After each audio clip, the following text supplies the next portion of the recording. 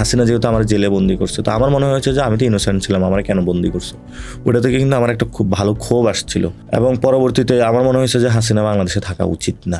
যেমন আমার বিএনপির প্রতি একটু রাগান্বিত অথবা প্রচন্ড ক্ষোভে আসতেছে যেহেতু ওরা সংস্কার বাস্তবায়ন করতেছে না। তার মানে কি আমরা ধারণা করতে পারি কিছু বছর পর বিএনপিও বাংলাদেশ থেকে বিতাড়িত হতে পারে?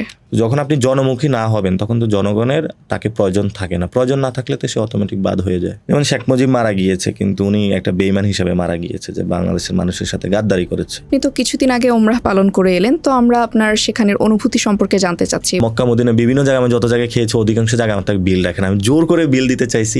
ভোট জালিয়াতি ঠেকাতে আপনার পদক্ষেপ কি ছিল? স্টেট হলো আমার বিরুদ্ধে দাঁড়াচ্ছে, এবং আমি অনেক জায়গায় শুনতে পেয়েছি ডিপ স্টেট বলে যেটা আছে সেটা হলো আমাকে চায় না এখানে। আপনি কাবা শরীফের দরজা ধরে আল্লাহ তাআলার কাছে কি চেয়েছেন?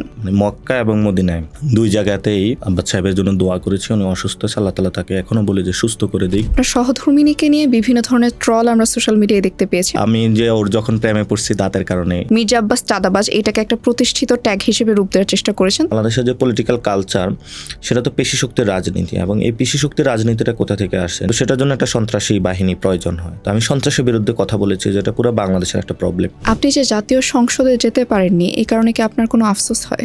ঢাকাটা সাধারণত যেই দলটা হলো গভর্নমেন্ট গঠন করে, সরকার গঠন করে, তারাই সাধারণত নিয়ে থাকে এবং যে কোনো মূল্যে নিয়ে থাকে। যেমন এখন যিনি প্রধানমন্ত্রী, ওনারও কিন্তু ঢাকা আটেই থাকা হবে বাসস্থান। রাজনীতিতে আসার কারণে জীবনের কোনো কিছু কি হারিয়ে ফেলেছেন কিনা?